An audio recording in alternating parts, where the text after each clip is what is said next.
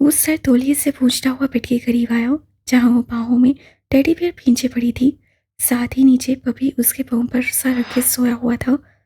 पहले तो उससे लात मारकर उसके पाँव से कुत्ते के बच्चे को दूर फेंका और फिर उसे देखा। मीठे मीठे आंसू के निशान सुर्ख गालों पर और मुंह पर टेप। तौलिया फेंकते ही उसे जल्दी से गर्म पानी बाथरूम से उठाकर उस पर कपड़ा भिगोकर उसके मुंह पर लगाया। टेप में लचक पाते ही उससे ऐसा से हटा दी उसके लबों से और वहां अपना अंगूठा फेरा। गुलाबी पंखड़ियों से लब सुर्ख हो गए थे। एन, उसे कसमसाकर करवट बदलते देखकर आलम ने मोहब्बत से पुकारा। दुपट्टे से नदारत उसका खूबसूरत सेहरापा उसकी नजरों के सामने था और वो उसकी तरफ पीठ किए लेटी हुई थी।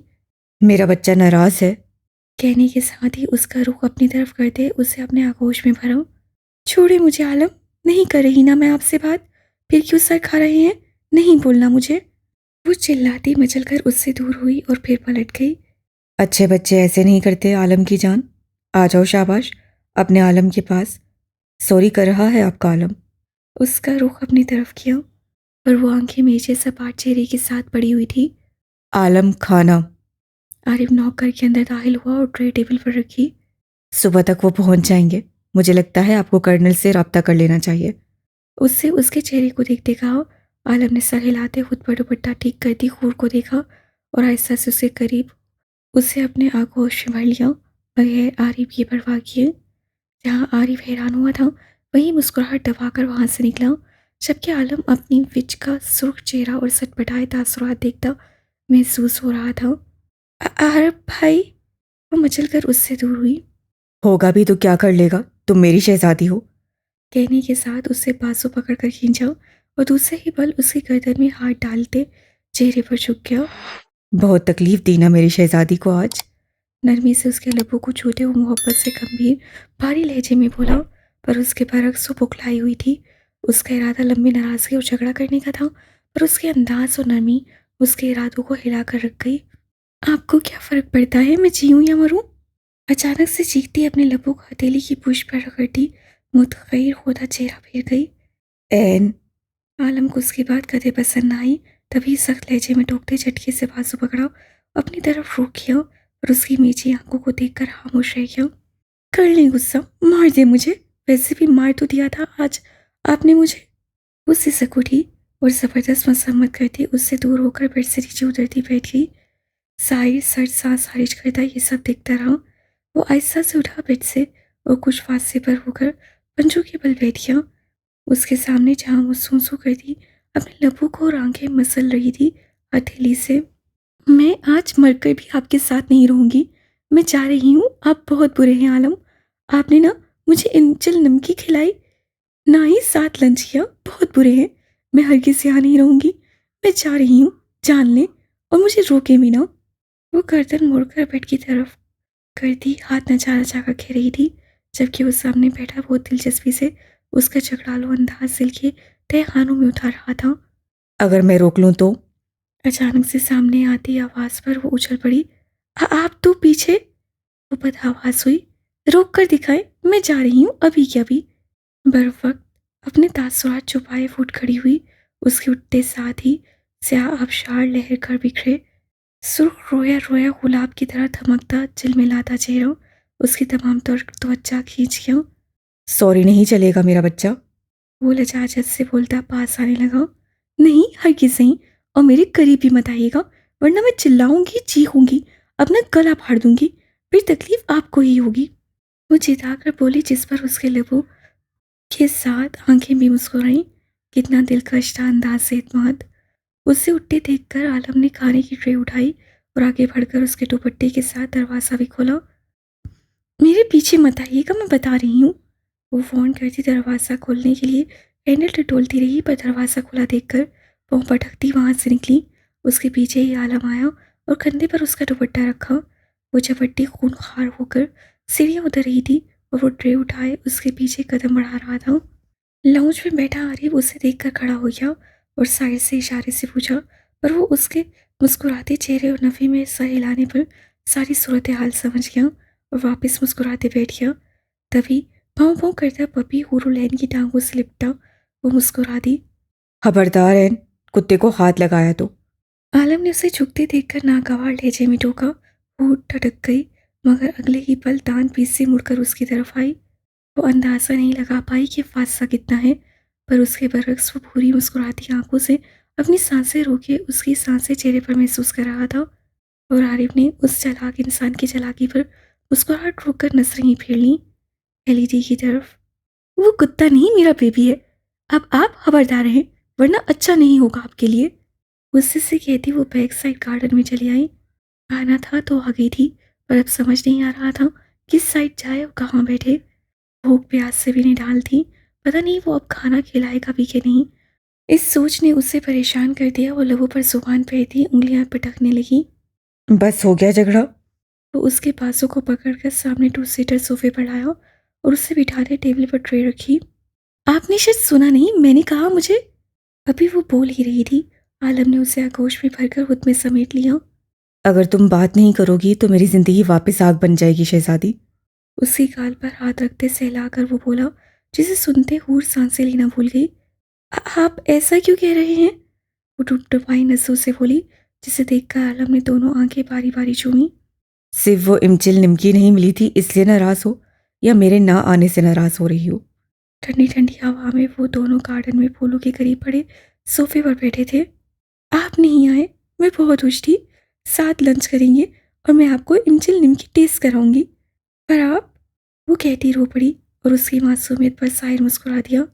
पर अब तो आ गया हूं ना मेरा बच्चा, बस रोना बंद करो। मैंने भी लंच और डिनर नहीं किया, आओ साथ करें।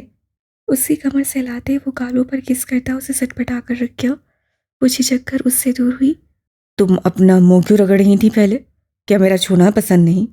अचानक से उससे पटड़ी बदली और उसके बालों में हाथ लपेटकर उसका चेहरा अपने चेहरे से बिल्कुल करीब करते सर्द लहजे में पूछने लगा। वो जो अपने गालों पर उसके लम्स में शर्माई हुई थी, इस अचानक से हमले पर उसकी आंखें फैल गईं। बोलो एन, क्या मेरा छूना तुम्हें नहीं पसंद? उसकी थोड़ी पर उंगली फेरते वो उसके लरस से पलके देखने लगा, पर उसके बरक्स और उसकी गर्म सांसें अपने चेहरे पर पाकर बिल्कुल आवाज होने की हद तक आ गई थी। उसके वजूद से उठती कलोन की मदहोश करती खुशबू उसकी सांसों में उतर रही थी, जबकि वो आहिस्ता से नफी करते अपना निचला लब दांतों तले दबा गई। पसंद है मेरा छूना? आवाज में जवाब दो। उसकी उठती गिरती पलकों का रक्स बहुत दिलकश था। वो खामोशी से देखने लगी। पसंद है?" अपने माथे से नमी को साफ करती वो अकलाई। क्या? आलम ने मुतबस्सिम होकर उसके चेहरे को मज़ीद करीब किया। गुरुलेन ने घबरा कर आंखें मीच लीं। कब जीत सकती थी वो उससे? जिस तरह उसके हवासों पर उसका हाका था, वो बिल्कुल शेर थी उसके सामने। वैसा ही मिला था शहजादा जो उसकी माँ अक्सर रातों में दुआएं देती थी। सिम्मी ने कहा था उसका शहजादा उसे बचाएगा, पर उसके शहजादे ने ना सिर्फ उसे बचाया था, बल्कि उसे घुटी बेमकसद जिंदगी से निकालकर उसे हसीन दुनिया से तारुफ करवाया था, जहाँ उसका शहजादा था और वो थी। तो फिर क्यों ना वो उसे चाहती? हाँ, कभी कभी थोड़ा पागल लगता था, पर फिर भी उसके नन्हे से दिल पर अपनी पूरी हुकूमत रखता था। आप मुझे पसंद हैं, बहुत। वो कहकर उसके चौड़े सीने में छुप गई, बल्कि चेहरा उसके कॉलर में छुपा लिया। आलम ने खींचकर उससे खुद पर गिराया और उसके नाजुक तितली जैसे वजूद को अपने कब्जे में लेकर खुद में छुपा लिया। प्यार भी करती हो? उसकी लौ पर अपने लब फेरते वो मदम से सरगोशी करने लगा और वो पिघल सी गई उसकी बाहों में, जैसे वो इम्तिहान में डालते समेट रखा हुआ था। करती हूँ, वजूद में उठती सर लहरों पर उससे गहरा सांस लेकर कहा। बहुत खूबसूरत रात थी आज उसके लिए। एक तरफ उसकी सिमी की कंडीशन में डॉक्टर ने बेहतरी बताई थी और दूसरी तरफ उसकी शहजादी का एहसार। आप भी कहें। काफी देर खामोशी पाकर नाक सकोड़ते हुए ने सर उठाया। क्या? उसके चेहरे से बाल समेटते उंगलियों में उसकी छोटी सी नाक दबाई। मुझसे, मतलब मैं आपको पसंद हूं ना? आपको बुरा तो नहीं लगता ना मेरी आंखों की वजह से? मेरा अंधा होना और फिर गैर मर्दों के बीच रहना इतने सा। कहने के साथ ही उसकी आंखों से आंसू बह निकले, जिन्हें देखकर आलम ने लब भींच लिए। मुझे नहीं लगता कि तुम्हें ये पूछना चाहिए कि तुम मुझे पसंद हो कि नहीं। रही बात नज़र की तो डार्लिंग, और किसी में हिम्मत नहीं सही आलिम की कुर्बत झेलने की जो तुम झेलती हो। शायद अगर तुम देखती तो कभी पास नहीं आती। तभी तो कहता हूँ मैं मतलबी शख्स हूँ, और गैर मर्दों की बात तो वहाँ मैं भी था। तुम खुशी से उस जहन्नुम में आई थी, उसके चेहरे के हदो हाल में उतरती सुर्खी देखकर वो मुस्कुराया और उसके मुंह खोलते देखकर मुंह में इमचिल निमकी का भरा स्पून डाल दिया। वो सटपटा गई। खट्टी तीखी सी इमचिल निमकी खाते ही उसे खुशी से उसके गले में बाहें डाल दी। मैं आपसे ज़्यादा मतलबी हूँ। वो मीठी आंखों से उसकी मूंछों पर लब रखती उसकी खड़ी मकरूर नाक से अपनी नाक रगड़ने लगी। वो खामोशी से उसका चेहरा देख रहा था और मध्यम सा मुस्कुराया उसकी मासूमियत पर। जानता हूँ, हर कोई अपने मतलब के लिए जी रहा है, किसी को किसी से गर्ज नहीं। नवाला उसके मुंह में डालते बोला, पर मुझे आपसे गर्ज है आलम। मैं सिर्फ आपके लिए जी रही हूँ, वरना कुछ भी नहीं। मैं बहुत बिखरी हूँ। वो रोने को तैयार थी और आलम ने देखते ही जल्दी से उसे संभाला। आलम, आप कौन सी नौकरी करते हैं? काफ़ी देर बाद जब दोनों ने डिनर कर लिया तो हाथ में इंचिल निमकी की प्लेट थामे पूछने लगी। कोई नहीं, बैठकर खाता हूँ। उसके संजीदा होकर कहने पर हूर हंस पड़ी। आप मजाक बहुत करते हैं। और तुम झूठ अच्छा बोल लेती हो। वो जो हंसी चम्मच मुंह में डाल रही थी हैरत से उसकी तरफ चेहरा की एक घूरी डाली। मैं झूठ नहीं बोलती। मुंह बनाते दूसरा चमचा लिया ही था कि आलम ने उससे प्लेट लेकर टेबल पर रखते उसे बाहों में भर लिया। कहाँ मेरी श्श, रात बहुत हो गई है, फिर देखेंगे इस बेला को। वो सीढ़ियाँ चढ़ता ऊपर जाने लगा था और हूर मुंह बसोर गई। आप सिर्फ अपनी करते हैं। शिकवा करते उससे आलम का थमाया नाइट ड्रेस सीने में भींचा। मैं तुम्हारी सुनता हूँ सिर्फ। उससे चिताना जरूरी समझा। आप कमगो हैं इसलिए, वरना कभी किसी की ना सुनते, क्योंकि आपको बगैर देखे मैं जानती हूँ सिर्फ अपनी करने और चलाने वालों में से हैं, जैसे कि डॉन हूँ। आप नौकरी तो कोई करते हैं। वो कहती वहां से जाने लगी और आलम सुनता सा हिला गया। अभी ही बताया था कि नौकरी नहीं करता और उससे वक्फा लिए बगैर ही ताना मुंह पे मारा। मुझे अपने बच्चे हर बुराई से पाक चाहिए। उनमें ये उर्दू वाले गुण नहीं होने चाहिए, न लड़की में न लड़के में, ये ताना तंज वगैरह कुछ भी। वो जो चेंज करने बाथरूम में आई थी उसकी आवाज़ पर उछल पड़ी और अपनी धड़कनों के शोर पर दिल पर हाथ रखते सूख चेहरा फेर लिया। समझ गई मेरा बच्चा? उसके पीछे से हजार में भरकर बोला। वो हलक तर करती सही ला गई। आलम मुस्कुराता गाल पर किस करके वहां से निकला। अजीब इंसान है, बेशर्म कहीं का। सुर्ख चेहरे पर हाथ फेरती वो बड़बड़ाई। आलम का इरादा उसे सुलाकर आरिफ से लड़कियों वाला केस डिस्कस करना था। वो बाथरूम से बाहर आई तो नर्वस से उंगलियां मरोड़ दी, सीधी चलती अपनी जगह पर आई और खामोशी से लेट गई। आलम को जहाँ उसकी उंगलियां मरोड़ने वाली हरकत सख्त नागवार गुजरती थी, वहीं उसके मासूम चेहरे पर नर्वस से तासुरात बहुत अच्छे लगते थे। तुम अभी से घबरा रही हो? उसी कमर में बाजू डालकर उससे करीब करते कान में सरगोशी से पूछा। नूरुल ने झट से नफी की और कसमसा कर दूर होना चाहा, पर उसकी मसम्मत पाकर असार तंग हो गया और उसके सीने से लगी उसकी सांसों का आग माने लम्स अपने चेहरे पर झेलती आंखें मूंद गई। सही तो कहता था वो, सिर्फ उसके लिए थी और आलम उसके लिए। दोनों की जगह कोई नहीं ले सकता था। वो ने मुस्कुराते आहिस्ता से उसकी चौड़ी उंगलियों में अपने नाजुक हाथों को उलझाया और उन्हें अपने लबों से छू लिया। वो मुस्कुराया और हाथ को लबों से छुआ। वो करवट बदल कर उसके पासों को अपने हजार में भींचे आंखें मूंद गई। ये उसके सोने का मखसूस तरीका था बुरे ख्यालों से बचने के लिए, कि उसके जोड़े बाजू को खुद में भींच कर रिलैक्सी से हो जाती थी और वो कभी दूसरा बाजू उसके सर के नीचे रखता तो कभी उसके गिर लपेट लेता, मुस्कुराकर उसके सर पर बोसा देता। उसके सोने के इंतजार में उंगलियां बालों में चलाने लगा। बुरहान! वो पागल सी खूनहार बनकर सामने खड़े स्याफाम पर झपट पड़ी और वो भी उसे देख चुका था और उसके हमले से पहले ही उस आदमी की चीखने या मसम्मत करने का मौका दिए बगैर मुस्कान ने अपने नाखूनों में मौजूद प्लेट को उसकी शार रग पर बार बार वार किया। वो फड़फड़ाता हलक से खौफनाक आवाज करता पूरी मसम्मत, पर वो होश में कहाँ थी। उससे तो सिर्फ फायर सुना था और कोठे में भड़कता शोला सुनहरी सुर आंखों से आंसू टपक कर उस आदमी के खून में गिरा। एसपी कमीने, जवाब दो! उसे चीखते उस आदमी की बेजान वजूद को भयंकर आग की तरफ लपकना चाहा। अगले ही लम्हे किसी ने सख्ती से उसके मुंह पर हाथ रखते उस खूंखार शेरनी को कब्जे में कर लिया। इस लड़की को पकड़ो, यही है वो। पकड़ो, वो एसपी भी मिल जाएगा। करीब से आदमियों की आवाज़ पर वो कि बेकाबू होती उन पर झपटी, उन्हें नोच खोज देती, पर बुरहान ने उसकी कमर में अपना बाजू हायल किया और उसे पीछे घसीट दिया। आवाज मत करना, मैं बुरहान हूँ। उसके कान में सरगोशी से कहते वो आग की रोशनी से उजल होता दरख्त की आड़ में आ गया। वो रहे बॉस।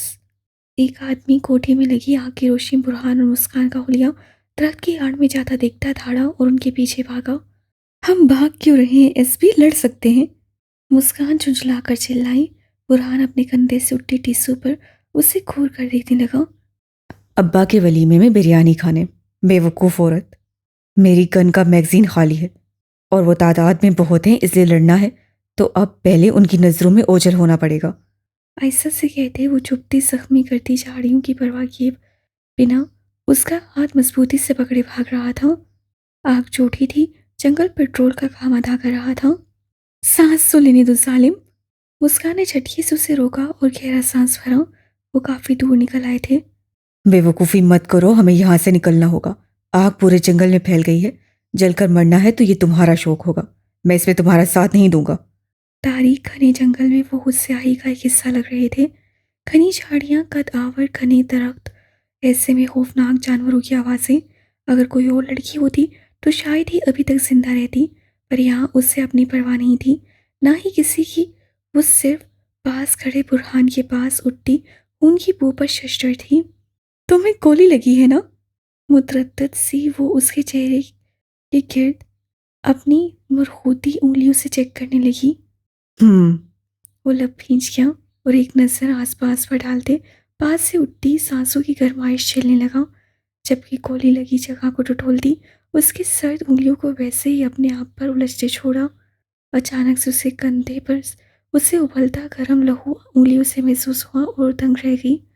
तुम्हारा खून बह रहा है और गोली अंदर है। तो चेहरा मोड़कर वो फाड़ खाने वाले अंदाज से बोला। एक पल को वो सटपटाई, दूसरे ही पल दांत पीस से उसकी लहू निकलती जगह पर उंगली का दबाव दिया। वो सी करता रह गया। जालिम औरत, दूर रहो मुझसे। झटके से उसे दूर करते वो टी से बर्दाश्त करता लब भींच गया। मरो इस दर्द में ही, मेरे पास कुछ नहीं जिससे तुम्हारी गोली निकालूं। वो उसका दर्द महसूस करती हसास होने की बजाय गुस्सा हो रही थी। दोनों कदम बढ़ाते हुए घनी झाड़ियों के बीच रख्तों की झुंड में आ गए। तुम्हें मैंने दावत नहीं दी या मिन्नत नहीं की आओ मेरी गोली निकालो। वो पहले ही चिढ़ा हुआ था, गुस्से से मुठियां भींच गया। तुम्हारे पास मोबाइल है? मुस्कान के पूछने में बुरहान को अपना उस कोठे में गिरा मोबाइल याद आया। नहीं, तुम्हारे पास? वो उससे पूछने लगा। हाँ है तो सही, पर बैटरी कम है, यहाँ तो लाइट नहीं जो चार्ज करूं। जेब से बबल निकालते वो बोली, जिसे सुनते बुरहान का दिल किया अपने बाल नोच ले। मोबाइल निकालो और कॉल मिलाओ किसी को जल्दी। उससे गुस्से से हुक्म दिया। वो नखवत से चेहरा झटक कर रह गई। तुमने अपने जैसे जानवरों से राब्ते के लिए टावर लगवाया था, इडियट। वो चलकर बोली। बुरहान का दर्द से चेहरा सुर्ख पड़ गया। एक तो आग से बचने के लिए कोठी से निकलते गोली खाकर जोरदार धक्का खाया था, जिससे घुटनों में दर्द हो रहा था। दूसरा कंधे में लगी गोली। ये भी अल्लाह का शुक्र जिसने उसे धक्का देकर सर से निशाना हटाकर कंधे पर लगाया, वरना तो आज रब को प्यारा हो जाता। बॉस, यहाँ से आवाजें आ रही हैं। करीब से मर्दाना भारी आवाज गूंजी। मुस्कान चौंक गई। हमारा बहुत नुकसान हुआ है, हम तो जिंदा नहीं बचेंगे, पर इन्हें भी जिंदा नहीं छोड़ना, समझ गए? अगर जरा सी जिंदगी की चांसेस चाहिए सबको, तो इन दोनों को पकड़ना होगा। दोनों ने सुनकर भाया वक्त एक दूसरे की शक्ल को देखा। आवाज मत करना। मुस्कान के पास होते उससे मदम से सरगोशी की उसके कान पर। तुम्हें दर्द तो नहीं हो रहा? उसके लहजे का भारीपन महसूस करते उसके साथ ही नीचे बैठ गई। नहीं, गुदगुदी हो रही है। इस बेवकूफ़ाना सवाल पर वो तड़प गया। फिर ठीक है, बर्दाश्त करो, हंसना नहीं। दोनों सरगोशियाँ करते एक दूसरे के काफ़ी करीब आ गए थे, जिसका बुरहान को एहसास हुआ। और वो बेपरवाह सी यहाँ वहाँ देख रही थी। अलबत्ता वो रात की तारीकी में झाड़ियों के बीच बैठा अपने हाथ भर के फांसी पर बैठी उसकी सुनहरी आंखों की चमक देख रहा था। बिलाशुबा वो एक शेरनी थी, जिसे सोचकर वो बेसाख्ता मुस्कुराया। अचानक उसे एहसास हुआ। एक पल को उसे सोचते उसे दर्द बिल्कुल भी महसूस नहीं हुआ था। दफातन मुस्कान के दिमाग में ख्याल आया। वो अपनी तमाम तर हिस्से आसपास उस पत्तों को नोचते पाँव पर भी जमाए बैठी, पर एक हिस्स ऐसी थी जो ना चाहते हुए भी उस बेहिस इंसान की तरफ थी। मेरे पास आइडिया है एक, अगर तुम आवाज़ ना करो तो मैं तुम्हारे कंधे से गोली निकाल सकती हूँ। उंगलियां उसके कंधे पर रखती लहू महसूस करती उसके कान में बेचैनी से बोली। बोलो। लठमार अंदाज था। अब ये दर्द की वजह से या उसकी उलझती सांसों की वजह से वो अंदाज़ा नहीं कर पाया। मुस्कान ने दरगुजर से काम लिया और उसे कान के करीब अपने लब किए। मेरे पास चाकू है, अगर तुम बर्दाश्त कर सको तो मैं तुम्हारे गोश्त से वो गोली निकाल सकती हूँ। बाकी कुछ भी मौजूद नहीं। हाँ। जो करना है करो। एक पल को वो चौंका, फिर बेरुही से बोलता उसे नजरें फेर कर झाड़ियों के आसपास देखने लगा। अब शर्ट कंधे से। जितना रूखा उसका लहजा था उस कदर वो सर्द मेहरी से बोली। बुरहान ने लब खींच कर अपनी शर्ट के बटन खोले और उसे बेल्ट से निकाल कर उतार कर अपने आगे रख दी। बेवकूफ, झाड़ियों में बैठे हैं, रूम में नहीं। यह सांप बिच्छू हो सकते हैं, अगर काट लिया तो। मुझे वक्त, हालात, जगह से ज्यादा लिखे पर यकीन है। अगर ऐसे मौत लिखी है तो कोई बचा नहीं सकता। अब तुम अपना काम करो। मुस्कान ने सर हिलाते अपनी जेब से चाकू निकाला और दूसरी उंगलियों से गोली वाली जगह टटोल कर वहां चाकू से गोश्त को थोड़ा सा काटा। बुरहान उछल पड़ा इस बेदर्दी पर। आहिस्ता नहीं कर सकती जालिम औरत। उसके बाजू को हाथ में पकड़ते दर्द से कहा और मुस्कान उसके लम्स पर धड़कते दिल से अपना काम करने लगी। जब उसका चाकू गोली से टकराया, सबसे बैठा बुरहान करा उठा और बेसाख्तगी से उसे करीब किया। वो एक उंगली स्किन पर गाड़ कर दूसरी उंगलियों में चाकू पकड़े मजबूती से बुलेट को निकालने लगी। बुरहान की सांसें रुक गईं दर्द से। बेशक वो दर्द बर्दाश्त करना जानता था, पर बर्दाश्त करते सांसें भी रुक जाती थी कभी। बहुत बार उससे मुकाबले में गोलियां चली थीं, पर तब उन्हें इंजेक्शन के ज़रिए से निकाला जाता था। पर अब होशो हवास में निकालना, वो भी एक तीखे चुभते काटदार चाकू से। सांसों का थमना तो लाजिम था। मुस्कान ने एक बाजू गहरे सांस भर थे, बुरहान की गर्दन में हाई किया और दूसरे ही पल खींचकर गोली को निकाला। जहां बुरहान ने उसकी गर्दन में मुंह छुपाया था, वहीं मुस्कान ने मुस्कुराकर गोली जमीन में दफना दी। अब खून उबल कर बाहर आने को मचल रहा था और बुरहान को चक्कर भी आ रहे थे। सांसों की आवाज़ से मदम रखो, पकड़ लिए जाएंगे। मुस्कान ने ऐसे से उसके कान में सरगोशी की और चाकू स्कार्फ पर साफ करते वापस जेब में रख लिया। बेशक आसपास से आवाज़ें हट गई थीं, पर ये उनकी प्लानिंग भी हो सकती थी। तो क्या करूं? इन सांसों का खत्म कर लूं? वो नीचे आवाज़ में उस पर उड़ाया। एक दो गोले निकलने का दर्द, ऊपर से जख्म पर उसके काटने के साथ ही उंगलियों का दबाव। कोई कितना बर्दाश्त करता, आम इंसान होता तो इस वक्त आवाज़ गवा देता, पर वो उसे अकेले इस जंगल में कैसे छोड़ सकता था। कुछ भी था, वो कितनी भी बहादुर थी, पर उसकी इज्जत थी और दूसरी लड़की थी। Okay, relax. मुस्कान उसकी हालत के जेर असर उसकी गर्दन में मौजूद दूसरे हाथ से सहलाने लगी। दोनों की धड़कनें एक दूसरे से हाई हो रही थीं। एक की सांसें वक्फे वक्फे से चल रही थीं, तो दूसरे की तेज सर थी। सांसें बंद कर लूं? कुछ ही वक्फे में उसने गुस्से से पूछा। मुस्कान उलझ गई। नहीं, मैं तो सिर्फ। अभी वो कहना उसे समझाना चाहती थी, पर उसके उठाए कदम पर जहाँ वो सांसें रुक गई थी, वहीं वो उसके चेहरे पर झुका अपनी तकलीफ को उसके लम्स से मिटा रहा था। मुस्कान की आंखें फैल गईं। वो कहाँ तवक्का रखती थी उससे इस सूरत हाल में इस कदम की। अपने लबों पर उसका दुखता लम्स पाकर वो मसम्मत करने लगी, पर उसकी बात से जहाँ उस पागल आदमी के दिमाग पर गुस्सा चढ़ा था, वो कहाँ पास आने वाला था। उसकी नाजुक कमर में बाजू डालते उसे करीब कर लिया। बेहुदा इंसान, सर पर मौत है और तुम। वो जरा सा दूर हुआ तो मुस्कान उसे खुद से दूर करने के लिए मचल उठी। हाँ तो? नरमी से उसके लबों को छूकर वो अपनी शर्ट जख्म पर रखकर उसकी अबतर सांसें सुनने लगा। आवाज आहिस्ता रखो अपनी सांसों की। उससे जताया। कहाँ गए यहाँ से? अचानक ही खामोशी में तेज धाड़ गूंजी। वो दोनों चौंके। अब की बार मुस्कान से अपने अबतर सांसें संभालना मुश्किल हो गई। बॉस यहीं कहीं झाड़ियों में, ये दरख्त के एक साए में छुपे हैं। भाग नहीं सकते। यहाँ से हमारे आदमियों ने चारों तरफ घेर लिया है। दूसरी आवाज़ पर मुस्कान ने माथा मसला। उससे परेशानी बुरहान की थी। उसे फ़ौरन ट्रीटमेंट की ज़रूरत थी। उसके बैग में ज़रूरत के सामान मौजूद था और कुछ डिवाइस जिससे आरिफ से रब्ता कर सकती थी, और उसने अपने आदमियों के हवाले कर दिए थे, क्योंकि वो बुरहान के हाथ चढ़ते तो उसे पक्के सबूत मैसर आ जाते। अगर तुम थक गई हो तो लेट जाओ। मुझे लगता है सुबह तक यहीं रुकना पड़ेगा, जब तक कुछ उजाला हो और हम यहाँ से निकल सकें।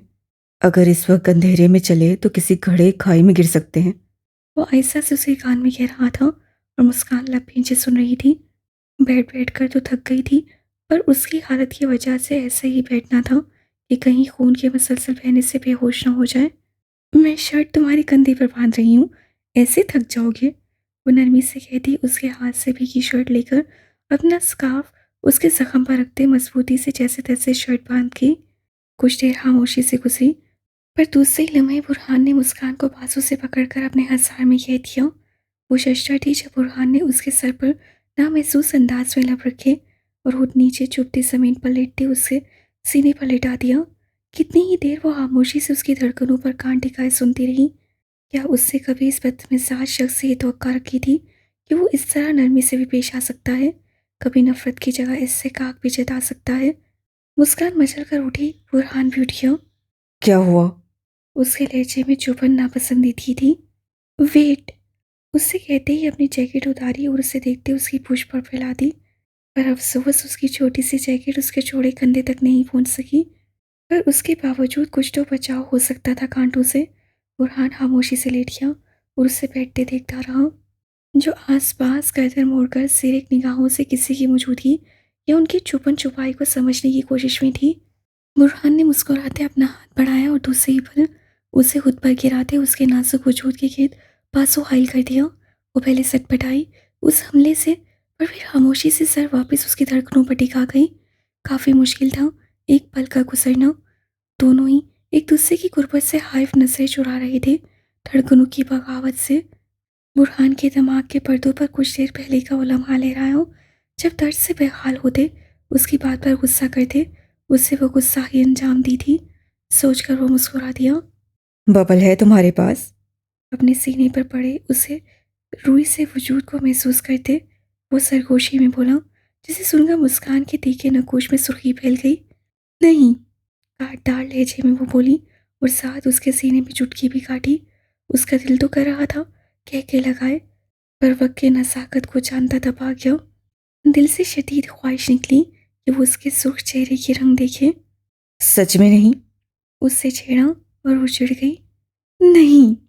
पर दूसरे ही पल वो थक रह गई जब बुरहान ने हाथ उसकी कमर से निकालकर उसकी जीन्स की जेब में डाला था। मैं तुम्हें बबल खाते देख चुका था। और पुलिस वाले से ऐसी बेवकूफ़ी की तवक्का मत रखा करो कि वो मुजरिम की लड़खड़ाती जुबान पर यकीन कर लेगा।